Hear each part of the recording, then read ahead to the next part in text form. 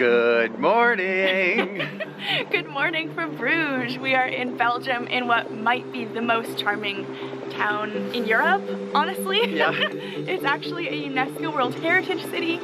All of the medieval buildings here are so well preserved. It's absolutely stunning walking around. So we wanted to explore all of the history and culture, and that's what we're gonna do today.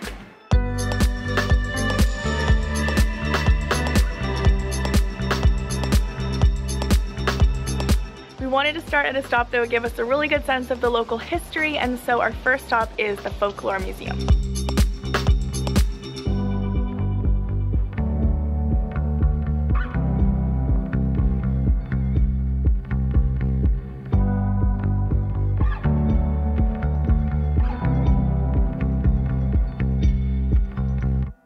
So we're in the museum, and the idea is that they've set up different scenes throughout history from the 19th and 20th century in Bruges and the surrounding area.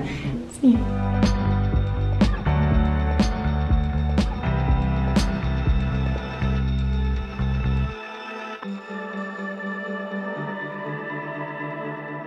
I guess you just throw them on.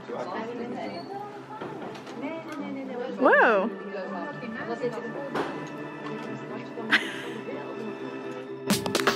Whoa! Whoa!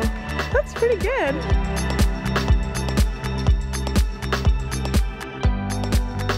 Oh! Oh, too low. You drink a beer or Yeah. Oh! Well, we both got a 9. Hello, buddy. Oh, yes. Oh, yes.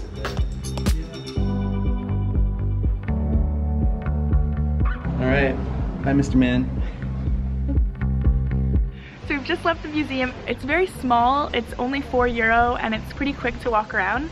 And I really like seeing the old scenes from history. So that was a nice way to start the day. Yeah, really good. Plus the kitty was really cute. So we're gonna keep this tour moving along.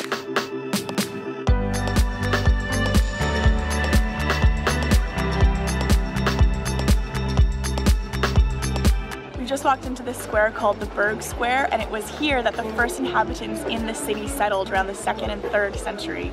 And this building behind me is the town hall, the Gothic town hall or Stadhuis, and it was built in 1376, and for over 600 years the city of Bruges was governed from this beautiful building. The history here is just on a completely other level.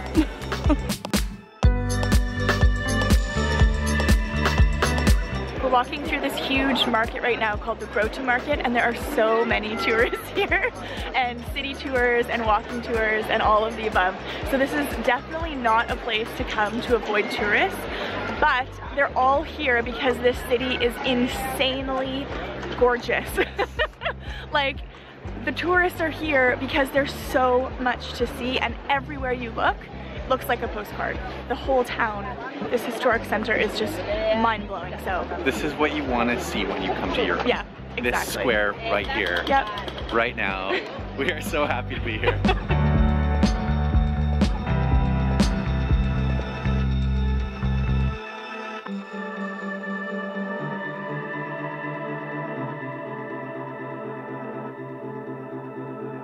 We've made our way over to this church called Church of Our Lady, and among other things, it's most famous for its altarpiece, which is by Michelangelo. It's a marble sculpture of the Madonna and Child, and he created it in Italy around 1504, and it made its way here to Bruges.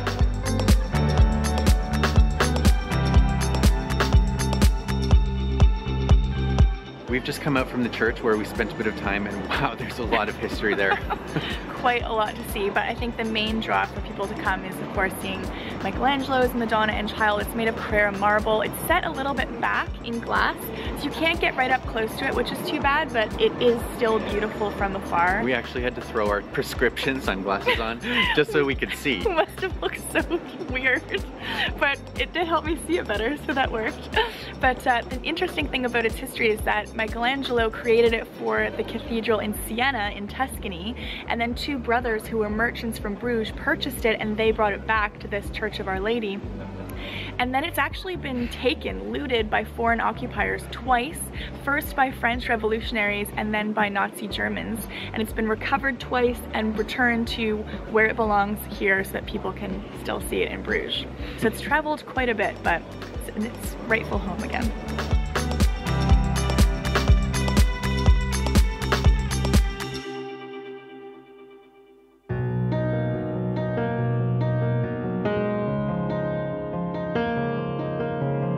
Now we're heading across the street to St. Jan's Hospital, which is, I'm trying, it's kind of like German.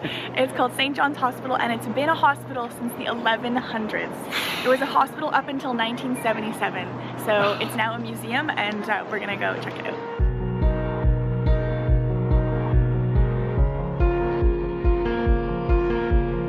So inside the hospital was mostly 15th century religious art. But to me, the most interesting artifacts they had there were old ambulances. They had 2 examples of 16th century ambulances, which were basically boxes with handles, and the sick or wounded person would be placed inside the box, however it worked, sitting, standing, and then carried through the streets. Not very comfortable when you've broken your bones. Yeah. Be shoved into that little box. I imagine it wasn't the smoothest of rides to the hospital, but I think you'd just be glad to be getting help. But they really didn't have a lot of knowledge, obviously, back in the 1100s about how to care for wounded or sick people. And so I guess a lot of the care that went on there was more like devotional, spiritual care, because it was sisters and brothers of the church who were the main caregivers there, in addition to some surgeons. So with a lot of the death that was happening there, there were a lot of prayers being said for people and rites and that kind of thing. And there was this fantastic old painting that showed what it looked like as an operating hospital back in that time. And under the arches there are beds, and there are nuns attending to the sick, and just really interesting. There's even an example of one of those ambulances being used to carry somebody in. So I really enjoyed seeing that painting. It kind of brought the space to life. So anyway, that was interesting to see. It's kind of raining now, but it's not too bad, and we're gonna go into our next place. We're hungry.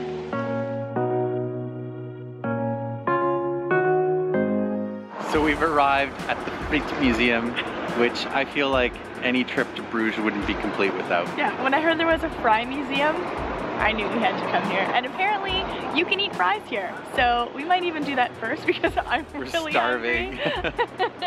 But we're gonna find out why they're called French fries.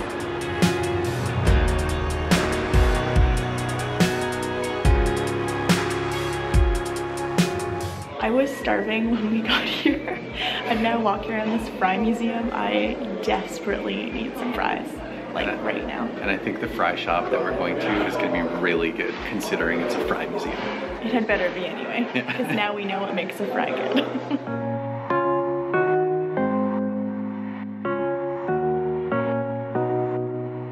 They sent these fries into space for 2 hours, and then they found them 30 kilometers from Brussels. I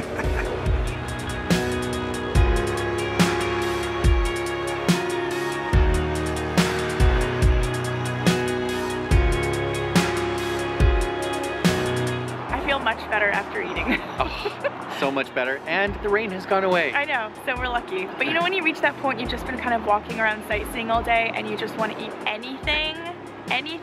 So when I heard they had burgers, I was like, who cares? We're in. Just give me a burger with the fries. So that was good. Anyway, the fry museum was interesting. It was very text heavy. There was a lot of plaques to read, and it was very cramped at times, so it was a little bit difficult to read.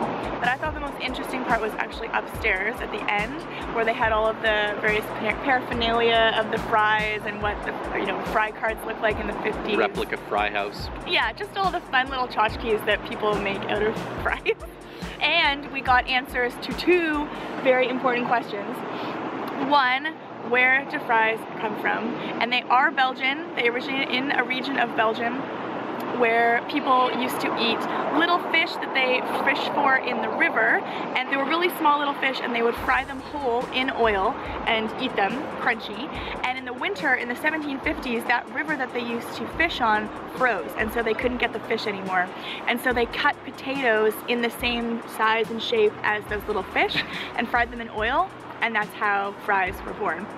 And the second question that was burning was why people call them French fries, or many people, especially in Canada and the United States, we call them French fries. And it's been really hard this whole time to try not to say French fries because I don't want to offend anybody.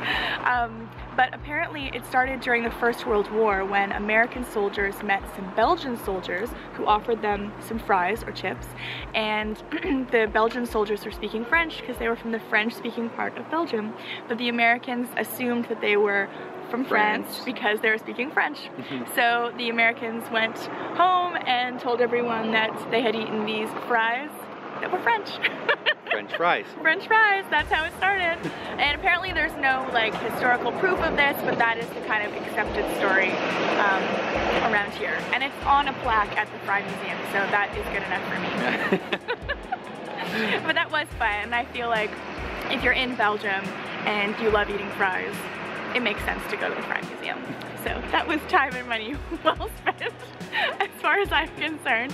And I think now, because it stopped raining, we should take advantage of the canal behind us and go for a river cruise, because apparently there are over 80 bridges, and it's called the Venice of the North, one of them. And there are certain parts of the city that you just cannot see except from the water. So we better go check that out.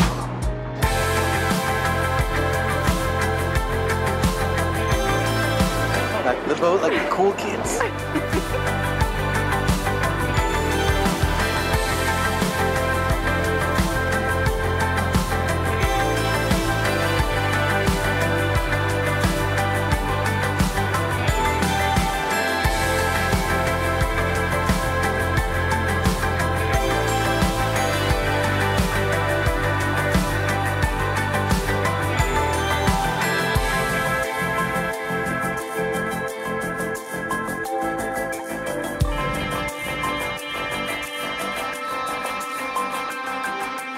What a way to finish off our day here in Bruges. That was a half-hour boat ride all around the water that was totally worthwhile, because you really do see things that you wouldn't see just from the sidewalk. So I feel like that was really worthwhile.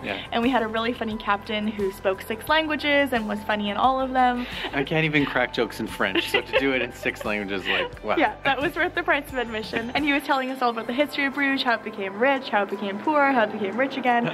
So hopefully you guys enjoyed walking around Bruges, seeing all the sights as much as we did. It's just absolutely gorgeous here. If you haven't already, please subscribe to our channel for lots more travel videos, and we'll see you in our next one. Bye. Bye.